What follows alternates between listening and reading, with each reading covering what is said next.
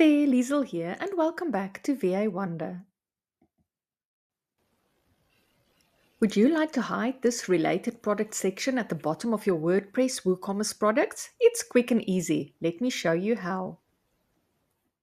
First, log into your WordPress admin backend. If you don't have a Code Snippets plugin uploaded in your site already, go to Admin, Plugins, Add New Plugin. Then search for Code Snippets. It's this one, and add this plugin.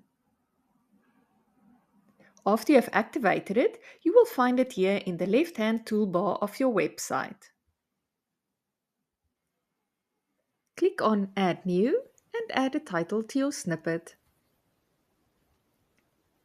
Choose PHP in this drop-down box on the right-hand side and paste this code. You can copy it in the description box below in here. Now, click Set and Activate. Go to the front end of your site, refresh your page and check to see that the related products have been removed.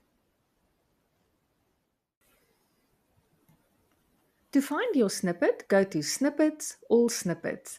You can search via the type, in this case PHP, and then your description will help you to find it easily. From here you can edit or delete your snippet if you need to in future.